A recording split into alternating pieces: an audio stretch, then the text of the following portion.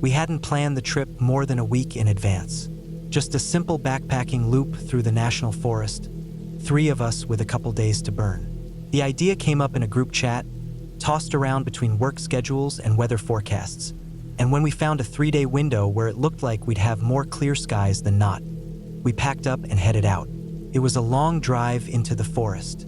Once we turned off the main highway, the roads narrowed, twisted, then turned to gravel and washboard. We bumped along in my buddy's Subaru until we reached the trailhead. We were the only vehicle there when we arrived just before noon. The plan was straightforward. Hike in around 6 or 7 miles, find a spot by the river to set up camp, then make a loop over the next 2 days. It was something we'd all done in one form or another before. Well-marked trails, decently traveled, nothing too remote or dangerous. Just enough to get out of cell range, breathe clean air, and put some distance between us and our jobs. The first day was uneventful. Typical hiking banter, boots kicking up dust, water breaks every so often. We moved at a comfortable pace, keeping a lookout for a good place to settle in for the night. Eventually, we found a nice clearing about 40 yards from the river, flat and grassy with a slight rise to keep us above any flood risk. We got the tents up just before dusk. Mine went up quick, just a small single-person backpacking tent. The others had theirs up fast too. We had a fire going in no time, cracked a couple of warm beers from the bottom of someone's pack, and sat around eating jerky and trail mix until the light faded completely. It started to rain not long after we'd packed everything away. We were already in our tents when the storm really rolled in, big, pounding rain and gusts that rattled the fabric like drumsticks. Kept up well past midnight. I didn't sleep much. The rain was loud, and every gust of wind made the tent shudder like it might rip loose. But eventually I must have drifted off because I woke up stiff and groggy the next morning, the sun already creeping through the mesh in my rainfly. When I unzipped the tent, the first thing I saw was another tent that hadn't been there the night before. It was about 20 feet from ours, tucked in near a group of young pines at the edge of the clearing. I just stood there for a minute, half awake, staring at it. It wasn't one of ours. I was sure of that. It was a different style entirely, too. Olive drab, low to the ground, with guy lines stretched out wide like someone had been really careful setting it up. It looked like it had been there for a while, but we would have seen it if it had been. I looked around. My 2 friends were already up. One was down at the river filling his bottle, the other crouched by the fire ring trying to get something going.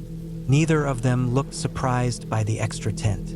I thought maybe I'd missed something, like we'd passed another group on the trail and they'd caught up to us, or maybe it was some guy they'd invited without telling me. After a few minutes, someone unzipped the strange tent and stepped out. He looked about our age, maybe a little older. Fit, short dark hair, wearing a windbreaker and hiking pants. He nodded at us as he stretched. He didn't look out of place. Not scruffy or unstable or anything. Just another backpacker, really. Still, it was strange. He hadn't been there when we'd gone to bed. And there'd been no sign of his tent. No flashlight beams through the trees. No voices. Nothing. Just the storm hammering everything.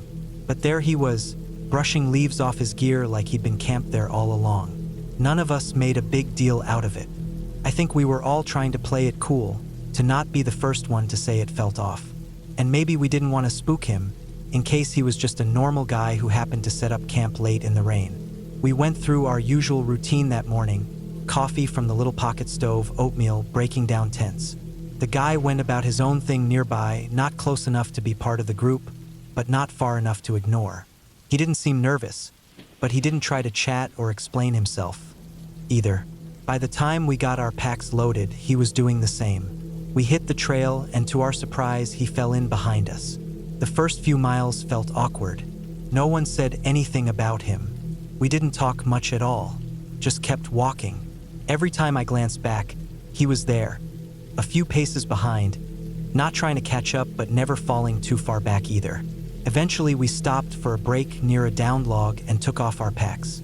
He sat down a few feet away and dug into a bag of trail mix like he belonged there. No one said anything, and it felt even stranger because we should have said something. We should have asked who he was, where he'd come from, why he was hiking alone, or how he managed to set up a tent in a thunderstorm without any of us noticing. But we didn't. I don't know if it was politeness or nerves or what, but we just let it happen. The rest of that day blurred into a long stretch of trail, switchbacks, and rocky climbs, the usual stuff. We passed a few other groups, but our guy stayed with us the whole time. At one point, he even shared a snack with one of my friends, like it was no big deal. That night, we made camp again, a few more miles down the loop, near a shallow ridge that looked down into a narrow valley. We picked a spot just off the trail in a circle of older trees. The ground was soft with pine needles, and there was a small creek nearby. Again, his tent went up with ours. He didn't ask, just found a flat patch and got to work. I remember sitting by the fire that night, watching him out of the corner of my eye as he moved around his tent, checking stakes, straightening lines. He was methodical, precise, like he'd done it 1,000 times before. We all kept it light, but something about the silence that night felt heavier. The way he blended in just enough without really saying much made it hard to figure out how we felt about him. It rained again while we slept. Lighter this time, but steady. I lay awake for a while listening to it, wondering again how he'd managed to slip into our trip without us realizing it. We packed up again the next morning and continued on. The trail took us up into higher elevation, rockier terrain with fewer trees. The weather held, cool and breezy. We moved slower that day. That afternoon, we passed a ranger on the trail, one of the only official people we saw the whole trip. He gave us a wave and nodded as we passed. We nodded back. Then, just like that, the guy was gone. He hadn't said goodbye. He hadn't taken a side trail. 1 minute he was behind us like usual, and the next time I looked back, the space where he should have been was empty. We waited for a while, thinking maybe he'd stop to tie a shoe or dig out a snack. But 10 minutes passed, then 20. Nothing. We walked back a few hundred yards, called out, checked the sides of the trail. No sign of him. Eventually we gave up and kept walking. There wasn't much else we could do. That night was quiet. The campsite felt more relaxed. We still talked about him, trying to piece together how he joined us without a word, where he might have gone, if he was just some weird loner who liked sticking with groups to feel safer. He stayed with us the rest of the trip. We finished the loop the next day and got back to the trailhead late in the afternoon. My buddy's car was still the only one in the lot. No other vehicles. No footprints in the mud that hadn't been there when we arrived. I don't know who he was. I don't know how he found us in the middle of a storm or why he stuck with us for 2 days without ever offering more than a polite nod or a handful of trail mix. We didn't tell anyone else. Not because we were scared or embarrassed, but because we didn't know what to say. It wasn't a story with a punchline or a clear warning. It wasn't scary, but it was weird as hell. And even now, when I think back on that trip, what sticks with me most isn't the views or the trail or the campfires. It's that feeling of waking up in the woods and realizing someone had slipped into your camp without a sound, without a trace, and acted like he'd always been there. And the fact that none of us ever stopped him. That's what gets me. Not that he came, but that we let him stay. It was a last-minute plan, the kind of thing we never really put much thought into but always ended up doing anyway. My brother, his roommate, and I had been talking about getting out for a while, just to get away from the noise of everything. Nothing serious, no big trip, just a night out in the woods, far enough from town to hear yourself think, but close enough that if it started pouring rain or we got tired of bugs, we could pack it up and go home. I don't even remember who brought it up. It was probably my brother. He usually starts things like this. 1 second we're sitting around doing nothing, and the next we're filling a cooler with beer, grabbing a bag of chips, and tossing a tent in the back of the truck. We weren't prepared in any real way. No one brought anything fancy. It wasn't that kind of camping trip. We weren't trying to be survivalists or anything. It was just a one-nighter, sit around the fire, eat junk, pass out. The place we ended up going to wasn't even far. About 45 minutes outside of town, if that. A small campground tucked behind a couple of rolling hills, off a gravel road that wasn't even marked right on Google Maps. We'd been there once before years ago, and we liked that it didn't have too many people. Sometimes just 1 or 2 other groups, usually quiet. It was a simple site with a fire ring, a bit of flat ground for a tent, and trees thick enough to give a little privacy from whoever else might be around. We pulled in late afternoon. I remember the sun was already on its way down when we finally parked. The light was golden, slanting through the trees in that way that always makes everything feel warmer than it actually is. The air was cooling off fast though, and you could already tell the night was going to be chilly. We got the tent set up without much trouble. It was one of those pop-up kinds, not really meant for hardcore weather but good enough for what we were doing. We didn't bring a lot. A couple of sleeping bags, a case of beer, some snacks, and a few folding chairs. My brother had his pistol with him, just something he usually carried when we were out in the middle of nowhere. Not because we expected trouble, but more because you never know. Coyotes, weirdos, whatever. He kept it close but didn't make a big deal about it. Once the tent was up and the fire going, we settled into the usual rhythm. Sitting around, cracking beers, talking about dumb stuff, nothing serious. At some point, we roasted a couple hot dogs over the fire. Everything tasted better out there. I think we were all in a good mood, even though there wasn't anything particularly exciting going on. We just needed the air, I think. A little break from work, bills, the usual pressure that creeps up on you when you're not paying attention. Eventually, one by one, we started fading. My brother's roommate went into the tent first, said he was cold and tired. My brother followed a little later, and I stayed out by the fire a bit longer, watching the flames crackle down to glowing embers. I've always liked that part, just staring at the coals, letting my brain wander. But after a while, the cold got to me too, and I crawled into the tent, zipped up my bag, and let the quiet pull me under. It must have been a few hours later when I woke up. I didn't check the time. There was no reason to.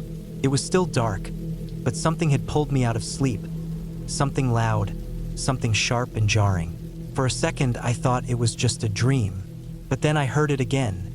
Metal clanging, like something being thrown around outside, and then a voice, loud, rambling, slurred. I wasn't fully awake yet, and at first, none of it made sense. It sounded like someone yelling, but not words that fit together. Just noise, half laughing, half screaming, and then more banging, like they'd kicked over a cooler or ran into a picnic table. I propped myself up on one elbow and listened harder. That's when I realized my brother was already awake too.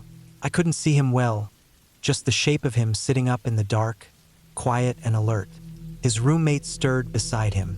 None of us said anything, but we didn't have to. We were all thinking the same thing. What the hell is going on out there? The guy outside kept making noise. He was close now, way too close. It sounded like he was stumbling around maybe 20 or 30 feet from the tent, still talking to himself, still crashing into things. Every few seconds, he'd let out a sharp yell that didn't sound like pain or anger, just chaos. Pure, thoughtless chaos. Then we heard footsteps. He was coming toward the tent. They weren't slow. They were kind of stumbling, unpredictable, like he didn't really know where he was going but was headed in our direction anyway. Then we heard something hard hit the ground right outside. Maybe a rock or a piece of wood. Then silence. We stayed perfectly still. The quiet didn't last long though. We heard him again, muttering, moving, right outside now. So close you could hear him breathing through the tent wall. That shallow, erratic breath of someone who's been running or is high out of their mind. Then we heard something tapping the side of the tent. Light at first, then more forceful. That's when my brother reached over and quietly cocked his pistol. He didn't move fast. He didn't even lift it up. Just that soft, unmistakable sound. It was like a switch got flipped. The guy outside froze. Then we heard my brother's voice. Calm, steady, low. He didn't yell. He just said that we were trying to sleep and he needed to move on. I don't know if the guy heard him clearly or not. I don't know if it registered. But within a few seconds, we heard him take a couple steps back, then walk off, still talking, still stumbling. He didn't go far. We could still hear him muttering and banging into things again just a little further down the hill. I think he threw something heavy. It echoed through the trees, and then we heard another crash. Then headlights. They came up fast. Blue and red flashed against the inside of the tent. We heard the sound of a car door slamming, then shouting. Not the same kind of shouting we'd heard before. This was sharp, clear, and controlled. It was the cops. They must have already been looking for him. We couldn't see anything from inside the tent, but we didn't move. We just lay there and listened. More yelling, then a command to drop something. I don't know what the guy had. A stick maybe, or a branch. Maybe a metal pole. Whatever it was, he didn't drop it fast enough. There was a sharp click, followed by the unmistakable sound of tasers firing. A second later, he hit the ground hard. You could hear the weight of it, like a sack of wet clothes slamming into the dirt. Then more yelling, rustling, cuffs, movement, and then silence. It all happened in under 2 minutes, but it felt way longer than that. None of us really said anything for a long time after it was over. We waited, listening, wondering if someone was going to come talk to us. But no one did. The lights faded out, the engine idled, then disappeared into the trees again. Eventually, we drifted back to sleep. The next morning, we woke up to sunlight pushing through the nylon. Everything looked normal. The trees swayed gently overhead. The fire pit was cold, and a few empty cans were scattered around from the night before. Birds chirped. Nothing was out of place, but there was a weird feeling in the air. That heavy kind of silence that only comes after something chaotic. We stepped outside and took a look around. About 30 yards from our tent, down by the edge of the woods, there was a mess. Footprints everywhere. Broken branches, scuffed dirt. A few things scattered around, what looked like an old tent pole, a crushed beer can, and a busted flashlight. All signs of the night before. There was no blood or anything, just debris. Like someone had passed through fast and hard and didn't care what they left behind. None of us really said much at first. We just kind of looked at each other and shook our heads. Eventually, someone let out a laugh. I don't even remember who it was, but once one of us started, we all did. It wasn't nervous laughter either. It was real. The whole thing was just too ridiculous not to laugh about. It wasn't scary, not really, but it was weird as hell. We packed up slower than usual. Not because we were shaken, just because we kept stopping to talk about it. Replaying it, trying to piece together the guy's route, imagining what he must have been on, how long he'd been out there, where the cops had picked him up from. We never got any answers. We didn't really expect to, but it was one of those stories that sticks with you, not because it was dangerous, but because it reminded you how close the line is between calm and chaos out in the middle of nowhere. We drove home that afternoon, tired but wired in that way you only get after a night like that. It took a few days for it to settle, but eventually, it just became another one of those stories you tell around the fire. The night some high guy stumbled into our sight and got tossed a few minutes later. Real life's a lot weirder than people think. And out there, deep in the woods, you don't need monsters to keep you up at night. Sometimes, all it takes is one guy with no shirt and a broken flashlight, screaming at trees. I've been working as a safari guide for a long time now. It's not just a job, it's a lifestyle. I've always had a deep connection to the bush, to the open plains and dense thickets of the South African lowveld. The sounds, the smells, the way the temperature drops suddenly at night and climbs fast with the sun in the morning. It all becomes part of your rhythm when you spend enough time out there. And the cold in winter, people don't realize just how cold it gets. It's not the kind of cold you might imagine when you think of Africa. In the lowveld, especially in the early hours of the morning, the temperature can get close to freezing. This happened about 6 or 7 years ago, sometime in the middle of winter. We had a small group of guests out for a 2-night walking safari. No vehicles, no luxury lodges, just us, our gear, and a few tents pitched in a clearing deep in the bush. It was something we did every year during the dry season. The idea was to give the guests a deeper connection to the environment. You carry everything you need, pitch camp where it makes sense, and then move on the next day. That night, we were camped under a small stand of knobthorn trees near a dry riverbed. The sky had been clear, and we all sat around the fire, talking softly, drinking rooibos tea, and listening to the jackals calling in the distance. The wind had picked up a bit before bed, but nothing serious. We made sure the fire was out properly before everyone turned in. The guests had their tents arranged in a semicircle around a central cooking area, and the guides, myself and my friend Gary, had our own tents set off to one side. Mine was closest to the edge of the clearing. There were no fences, no barriers, just a thin piece of canvas between us and everything else out there. I remember feeling the cold that night. I'd wrapped myself tight in my sleeping bag, zipped up the tent flaps, and pulled my beanie down low. I slept in layers, thermal base, fleece top, thick socks. Even then, the cold bit through sometimes. What I remember most was waking up at some point before dawn. It was that kind of half sleep where your mind is foggy but something feels off. I was lying on my side, and I remember thinking my back felt unusually warm. Not just warm, but soft, like there was a heater pressed against the canvas of the tent. For a second, I didn't think much of it. Maybe it was something to do with the sleeping bag. Maybe the fire had kicked up heat. But the more I stayed still, the more I realized it wasn't normal. That warmth on my back wasn't coming from inside the tent. It was coming from outside. I froze. I didn't move a muscle. That warmth wasn't just heat, it had a kind of weight to it. Something was pressed against the tent wall. I could hear nothing. No wind, no movement from the guests, not even the usual night sounds. It was dead silent. The fabric of the tent was pulled tight against my back, and I could feel a subtle rise and fall, like breathing. I tried to shift my shoulders slightly to get a better sense, and as I did, I heard it. Not the thing outside, but my buddy Gary in the tent next to mine. He didn't shout or say anything loud, just a soft voice, trembling, "You awake?" I didn't even think. I answered automatically, a full-voiced, "Yeah," and then the warmth against my back shifted. There was a low, heavy huffing sound.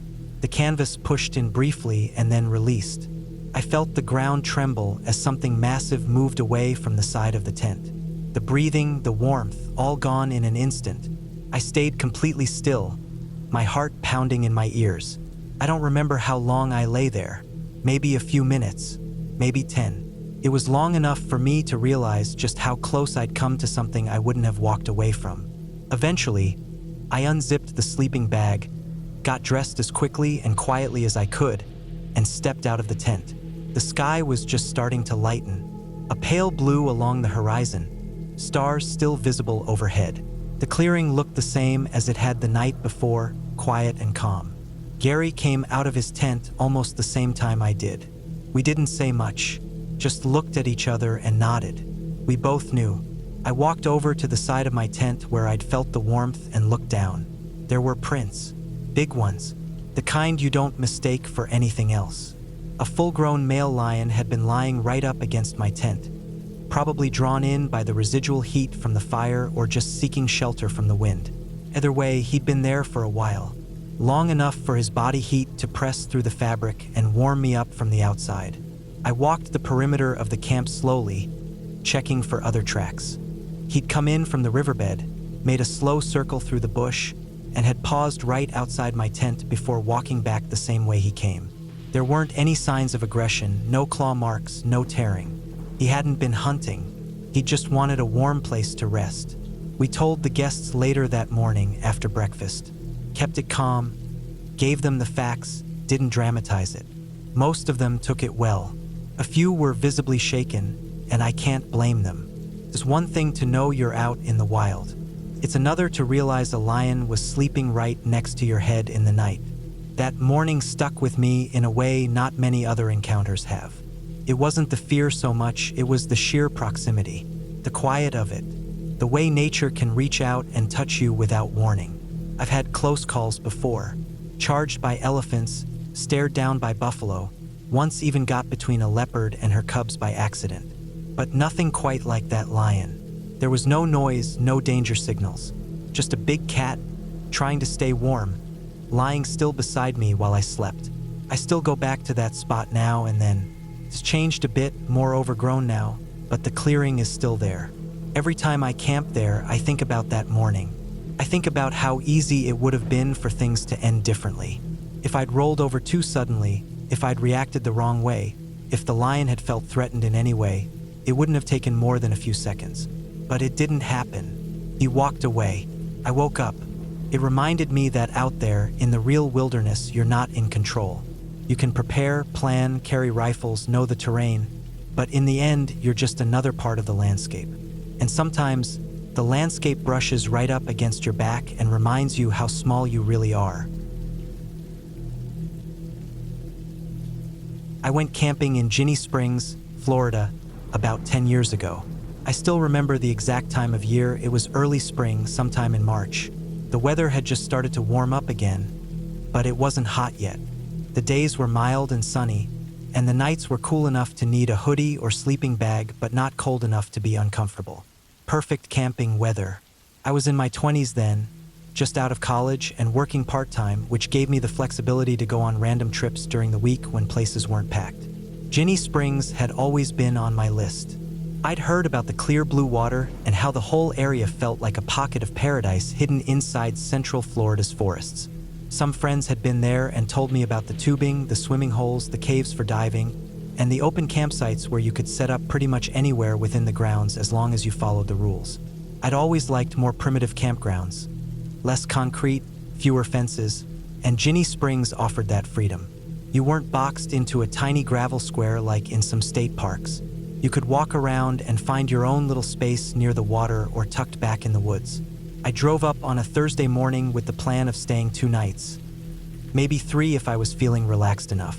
I packed light but broad enough. I had my tent, sleeping pad, bag, water cooler, dry food, camping stove, headlamp, backup flashlight, first aid kit, and a few basic tools. I also brought a book and a little folding chair. I wasn't there to be active the whole time. I mostly just wanted to be still for a bit, listen to the water, cook some simple meals, sit by the fire. When I got there, it wasn't crowded. A few cars were parked near the main entrance, and I passed a couple of groups unloading float tubes or carrying coolers, but for the most part, it was quiet. I checked in, got my little map, and drove slowly down the dirt roads that wrapped around the property. I parked by the water at first and walked around to see where I wanted to set up. The trees were tall and dense in most areas, especially along the edges of the property where the campsites were spread out. Towering oaks, pines, and maples were mixed together with thick underbrush. Some trees leaned a little, but most of them looked strong and healthy. Spanish moss hung from a few of the branches, swaying in the breeze. The smell of the forest was sharp and green, mixed with the slight scent of water and damp leaves. It was peaceful. I ended up picking a spot a little deeper into the woods, not right next to the water, but close enough that I could hear the springs from where I was. My tent was maybe 50 yards from the next closest site, where a group of people had set up what looked like a weekend party. Coolers, loud music, and a few hammocks strung between trees. I didn't mind. They weren't too loud yet, and I figured it would quiet down as the night went on. I spent most of that first afternoon getting settled. I pitched my tent, laid out my sleeping gear, set up the stove on a flat patch of dirt, and collected some fallen branches for a small fire later. I walked down to the water and sat there for a while, just watching the current roll past, clear as glass. A few people floated by on tubes, laughing and calling out to each other, but the whole area still felt calm overall. The air was warm but not sticky. I didn't see a single mosquito. As the sun went down, the campground changed. Fires popped up here and there. The smell of smoke and grilled meat filled the air. The group near me got louder. Some music, some laughter, but again, nothing obnoxious.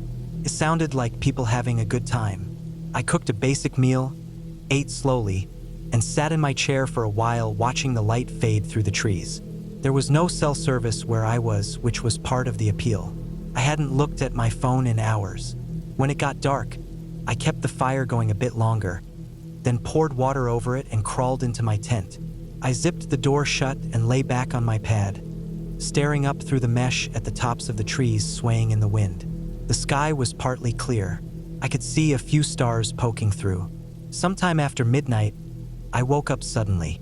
It was one of those moments where you're not sure what woke you. You just snap into alertness like your brain was already halfway to panic before your eyes opened. I lay still for a second, listening. That's when I heard it. The sound was massive, like something cracking and tearing through the air, followed by a thundering crash that shook the ground. It wasn't close enough to hit my tent, but it wasn't far either. It sounded like a massive tree had just collapsed somewhere in the woods. I could feel it in my chest. You don't realize how heavy and violent a falling tree sounds until you hear one come down in real life, especially at night when everything else is still. I sat up and grabbed my flashlight, but I didn't unzip the tent yet. I figured trees fall sometimes. It's the woods. It happens. I listened for a minute longer, didn't hear anything else, and figured it was over. I lay back down and pulled the sleeping bag up around my chest. My heart was still thudding, but I started to calm down. Maybe 10 minutes passed. Then I started hearing voices. At first, it was just a few muffled, coming from the direction of the crash. Then more joined in.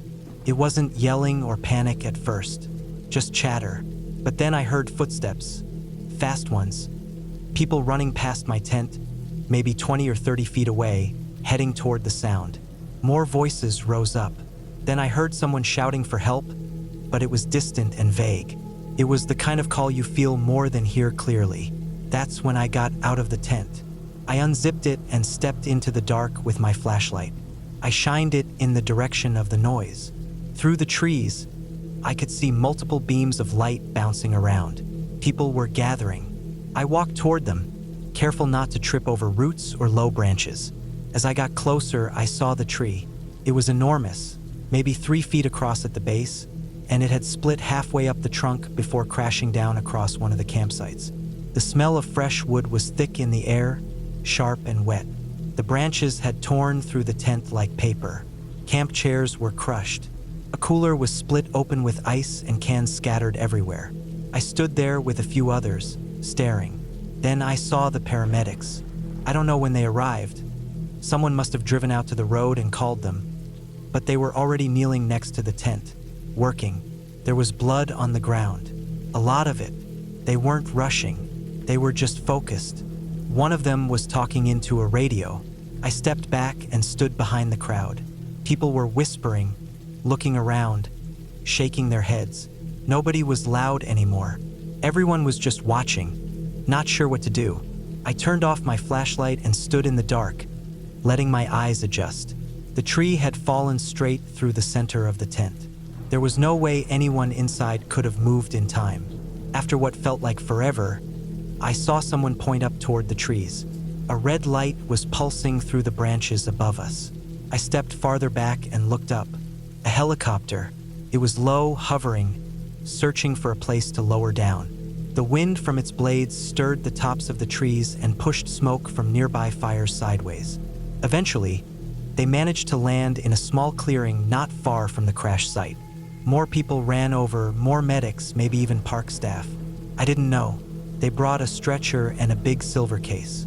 The person in the tent didn't move. They were already covered with a tarp. People started to drift away after that. I walked back to my tent in silence. The music near my camp was off. The fire was low. The party had ended. I lay in my sleeping bag, staring at the ceiling of the tent, but I didn't sleep. In the morning, the air was heavy and quiet. The campsite where the tree had fallen was roped off with yellow tape. A parked truck was parked nearby. I didn't go closer. I didn't want to see it in the daylight.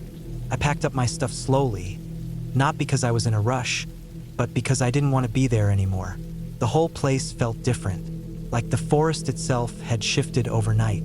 The trees looked taller. The wind sounded sharper. On the drive home, I couldn't stop thinking about how random it was. Just a tree. No storm, no lightning, no strong wind. Just the quiet woods, and then something gives way. Maybe the roots were rotted underneath.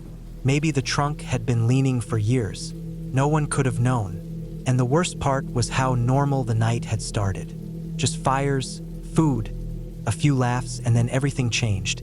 No warning, no build-up. One moment you're lying in your tent, warm and relaxed. The next, you're gone. I didn't camp for a long time after that. When I finally did go again, it was in a state park, and I picked a site without trees hanging over it. I always look up now. First thing I do when I pitch my tent. I walk the perimeter, check the trunks, look at the limbs. If I see any that look dead or cracked or leaning too far, I move. I don't care how good the spot is. I don't care how tired I am. I never found out the name of the person who died. I don't know if they were alone or with someone. I don't know if the tree was already damaged or if it just gave up all at once. But I do know how fast things can go wrong.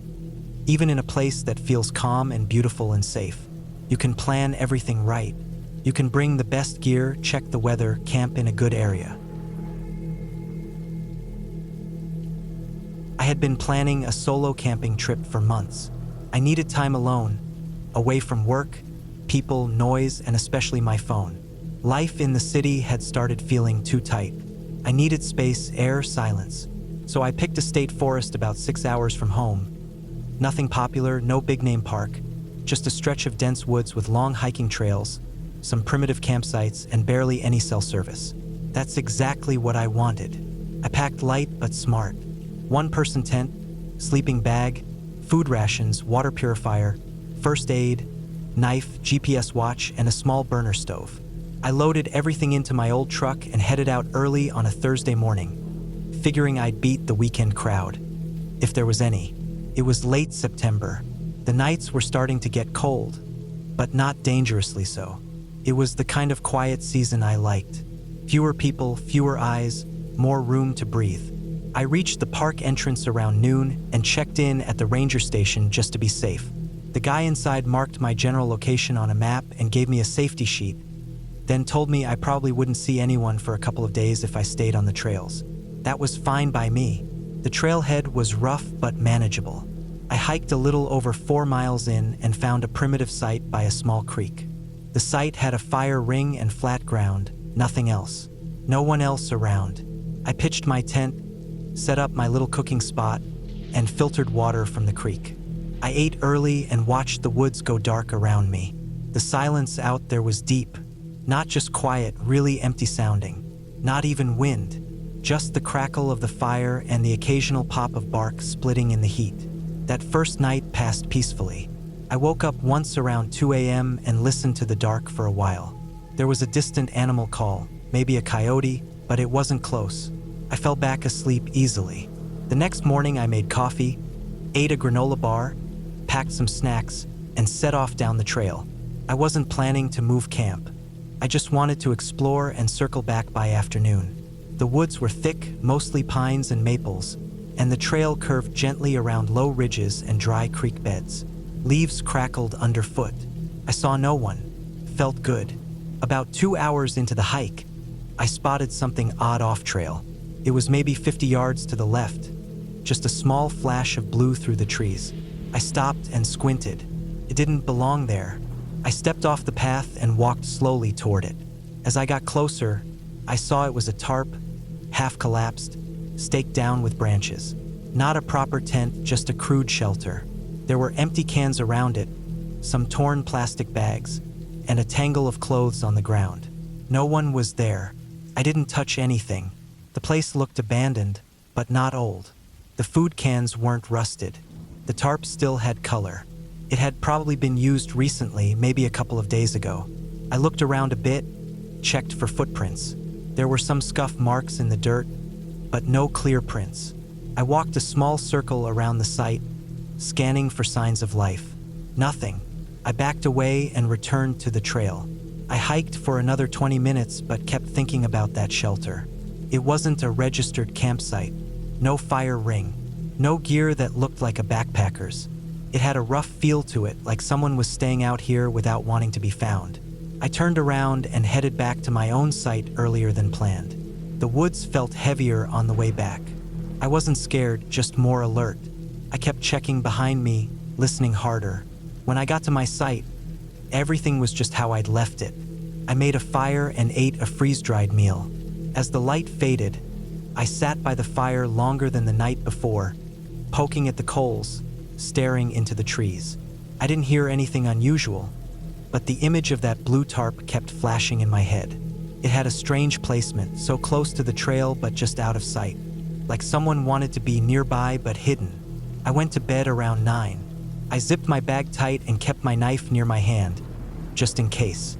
I woke up again around 1 a.m., heart pounding for no reason. I hadn't heard anything. At least I didn't think I had. But my eyes snapped open like something was wrong. I lay still, listening. The woods were dead quiet. I sat up slowly and unzipped the tent door a couple inches. I listened some more. Nothing. I eventually fell back asleep. The next morning I was groggy. Something about the night had drained me. I made instant oatmeal and forced myself to eat. My plan had been to hike farther out and spend a second night, then loop back to the truck the third day. But I felt uneasy. I told myself I was just overthinking the tarp thing, but deep down I wasn't sure. Still, I didn't want to end the trip early. I packed up camp and followed the trail deeper into the woods. After about 3 miles, I found another flat patch near a rock outcrop. No water nearby, but I had enough filtered and a full backup bottle. I set up camp again.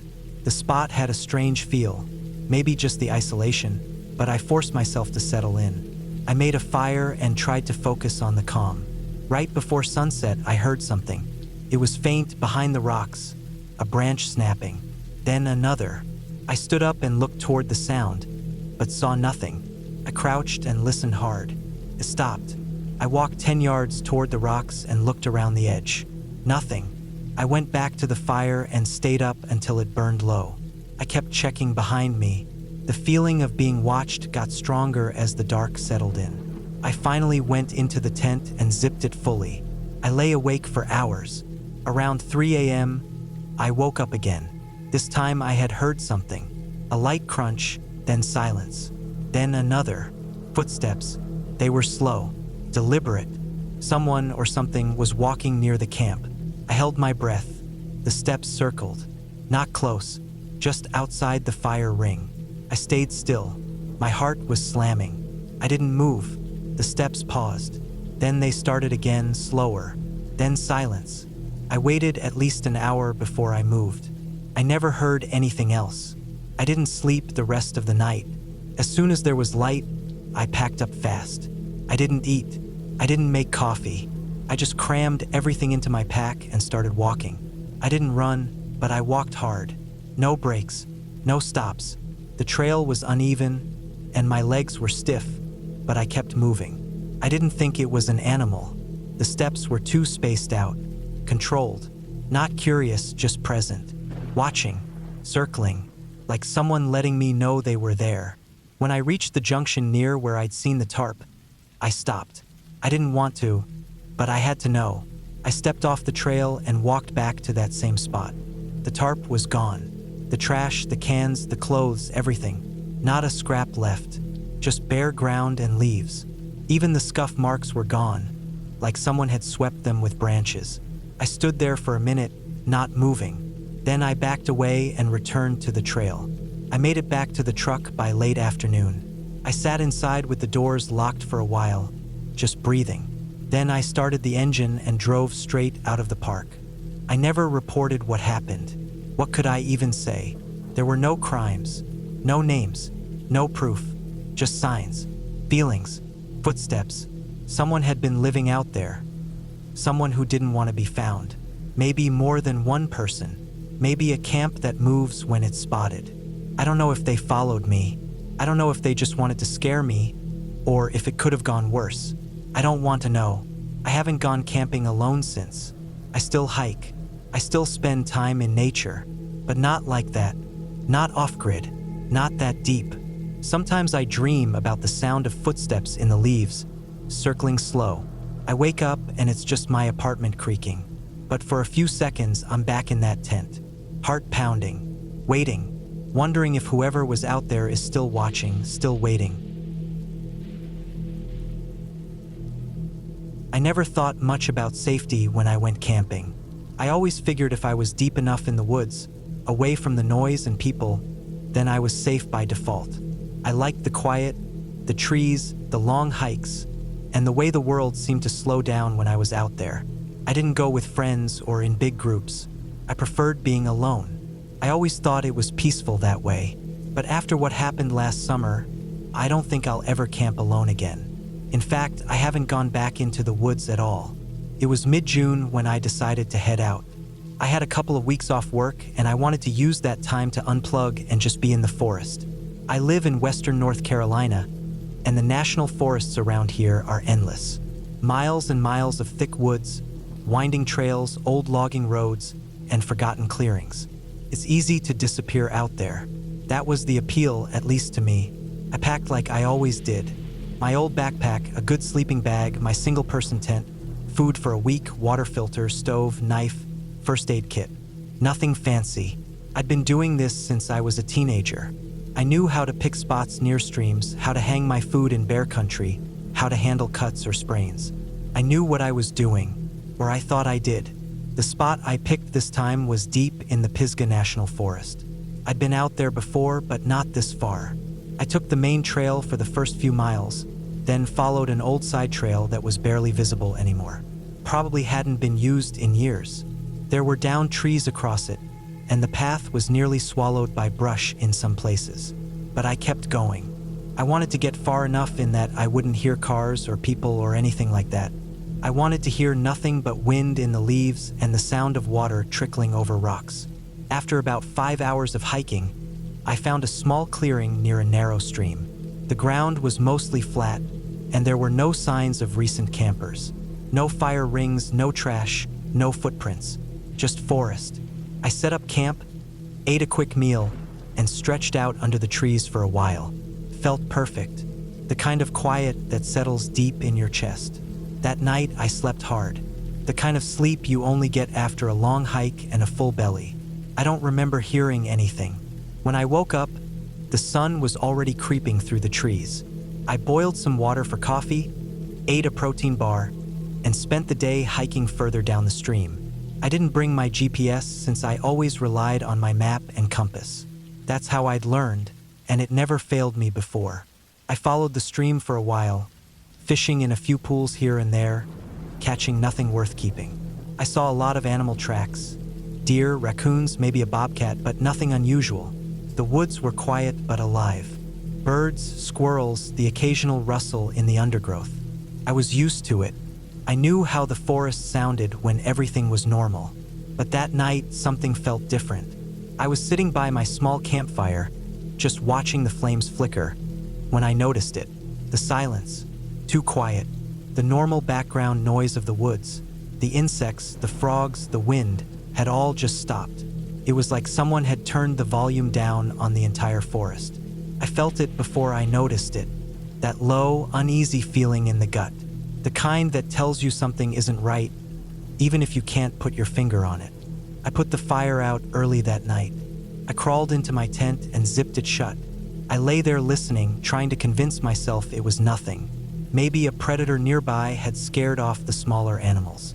That happens sometimes. A bear, maybe, or a big cat. But I didn't hear anything big moving. No cracking branches, no heavy footsteps, just nothing. Then, sometime after midnight, I heard something that made my skin go cold. A stick snapped, close, not far off in the woods, maybe 20 feet from my tent, maybe less. I held my breath and listened. Another snap, then silence again. Not an animal, too deliberate. I knew how animals moved through the forest. They're light on their feet. They don't step on every dry twig. This was different, like someone was walking slowly, testing each step. I didn't move. I didn't make a sound. I just lay there, frozen. I hadn't brought a gun, never felt the need. I had my knife, sure, but that wouldn't do much if someone really wanted to do something. Then I heard breathing. Slow, steady breathing, just outside my tent. It wasn't mine. I was holding my breath. This was different. A few feet away. I don't know how long it went on. 10 seconds? 30? A full minute? Time stretched out, thick and slow. My heart was hammering in my chest. I was sure whoever or whatever it was could hear it. Then, just like that, it was gone. No retreating steps. No more snapping twigs. Just gone. I didn't sleep after that. I just lay there in the dark, waiting for something to happen. But nothing did. When the sun came up, I crawled out slowly, heart still racing. The woods looked the same, calm, peaceful, but something had changed. I packed up quickly. I wanted to get out of there. I didn't even eat breakfast. I just stuffed everything into my bag and started back the way I came. But the trail was harder to follow on the way back. I don't know if I was shaken or just moving too fast, but I took a wrong turn somewhere. The forest looks different when you're on edge. Every shadow looks deeper. Every sound makes you turn your head. I kept checking over my shoulder. I knew I was being watched. I could feel it. That same pressure in the air from the night before. Hours passed. The sun climbed high and then started to drop again. I wasn't back on the main trail. I was lost and I knew it. I'd circled somehow, passed the same crooked tree twice. I tried to calm myself, checked my compass, looked at the map, but something about the land didn't match up. It was like the forest had shifted while I was sleeping. By late afternoon, I was exhausted. I found a small ridge and climbed to the top, hoping to get a better view.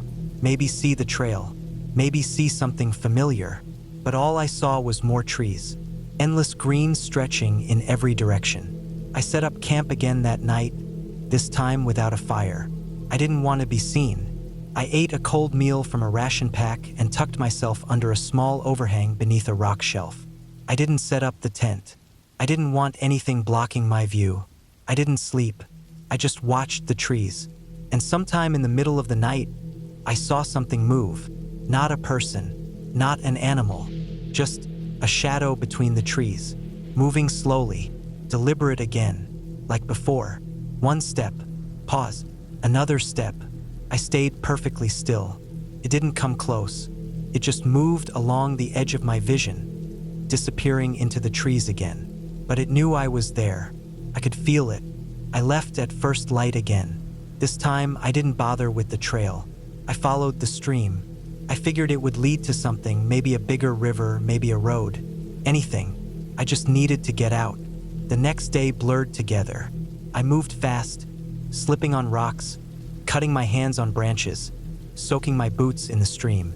I didn't stop. I barely ate. My body ached. My legs burned, but I kept moving. That night, I found a wide section of the stream where the trees thinned out. There were signs of old logging, stumps, cut branches, a rusted cable half buried in the mud. That meant roads, eventually. I made camp there. Again, no fire, just huddled under my tarp and tried to stay awake. And again, it came back. This time, I saw it more clearly. A figure, human, I think, but wrong. It stood just at the edge of the clearing, half hidden by a tree, just watching, not moving. I blinked, and it was gone. I didn't sleep at all that night. I just waited for morning. When the sun came up, I ran. I followed the stream until my legs gave out, then dragged myself up again. Hours passed. Then finally, I saw a dirt road cutting across the stream. I stumbled onto it, barely able to walk.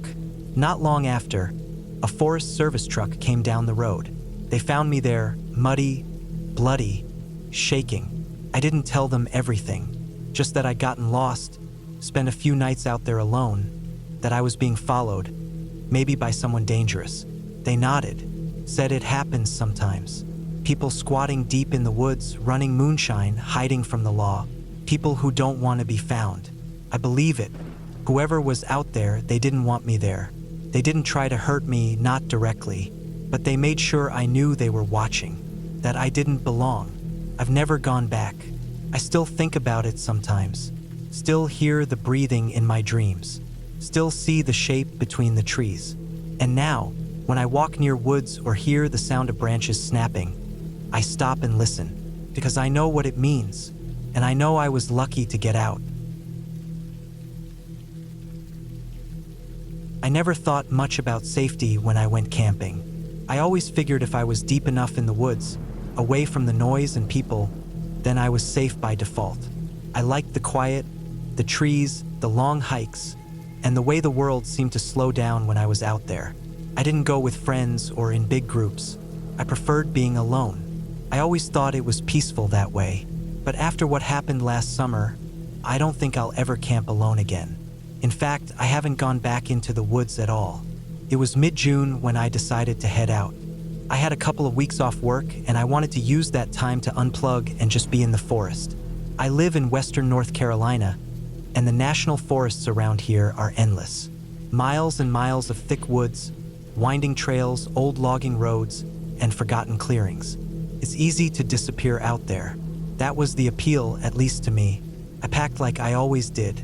My old backpack, a good sleeping bag, my single-person tent, food for a week, water filter, stove, knife, first aid kit. Nothing fancy. I'd been doing this since I was a teenager. I knew how to pick spots near streams, how to hang my food in bear country, how to handle cuts or sprains. I knew what I was doing, or I thought I did. The spot I picked this time was deep in the Pisgah National Forest. I'd been out there before, but not this far. I took the main trail for the first few miles, then followed an old side trail that was barely visible anymore. Probably hadn't been used in years. There were downed trees across it, and the path was nearly swallowed by brush in some places. But I kept going. I wanted to get far enough in that I wouldn't hear cars or people or anything like that. I wanted to hear nothing but wind in the leaves and the sound of water trickling over rocks. After about 5 hours of hiking, I found a small clearing near a narrow stream. The ground was mostly flat, and there were no signs of recent campers. No fire rings, no trash, no footprints. Just forest. I set up camp, ate a quick meal, and stretched out under the trees for a while. Felt perfect. The kind of quiet that settles deep in your chest. That night, I slept hard. The kind of sleep you only get after a long hike and a full belly. I don't remember hearing anything. When I woke up, the sun was already creeping through the trees. I boiled some water for coffee, ate a protein bar, and spent the day hiking further down the stream. I didn't bring my GPS since I always relied on my map and compass. That's how I'd learned, and it never failed me before. I followed the stream for a while, fishing in a few pools here and there, catching nothing worth keeping. I saw a lot of animal tracks. Deer, raccoons, maybe a bobcat, but nothing unusual. The woods were quiet but alive. Birds, squirrels, the occasional rustle in the undergrowth. I was used to it. I knew how the forest sounded when everything was normal. But that night, something felt different. I was sitting by my small campfire, just watching the flames flicker, when I noticed it. The silence. Too quiet. The normal background noise of the woods, the insects, the frogs, the wind, had all just stopped. It was like someone had turned the volume down on the entire forest. I felt it before I noticed it. That low, uneasy feeling in the gut. The kind that tells you something isn't right, even if you can't put your finger on it. I put the fire out early that night. I crawled into my tent and zipped it shut. I lay there listening, trying to convince myself it was nothing. Maybe a predator nearby had scared off the smaller animals. That happens sometimes. A bear, maybe, or a big cat. But I didn't hear anything big moving. No cracking branches, no heavy footsteps. Just nothing. Then, sometime after midnight, I heard something that made my skin go cold. A stick snapped. Close. Not far off in the woods. Maybe 20 feet from my tent, maybe less. I held my breath and listened. Another snap. Then silence again. Not an animal. Too deliberate. I knew how animals moved through the forest. They're light on their feet. They don't step on every dry twig. This was different. Like someone was walking slowly, testing each step. I didn't move. I didn't make a sound. I just lay there, frozen. I hadn't brought a gun, never felt the need. I had my knife, sure, but that wouldn't do much if someone really wanted to do something. Then I heard breathing. Slow, steady breathing. Just outside my tent. It wasn't mine. I was holding my breath. This was different. A few feet away. I don't know how long it went on. 10 seconds? 30? A full minute? Time stretched out, thick and slow. My heart was hammering in my chest. I was sure whoever or whatever it was could hear it. Then, just like that, it was gone. No retreating steps. No more snapping twigs. Just gone. I didn't sleep after that. I just lay there in the dark, waiting for something to happen. But nothing did.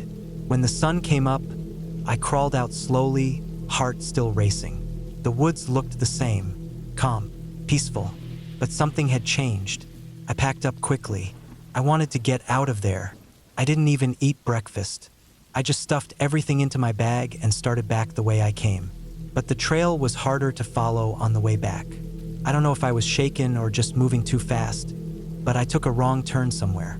The forest looks different when you're on edge. Every shadow looks deeper. Every sound makes you turn your head. I kept checking over my shoulder. I knew I was being watched.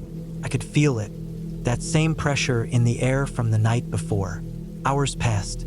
The sun climbed high and then started to drop again. I wasn't back on the main trail. I was lost and I knew it. I'd circled somehow, passed the same crooked tree twice.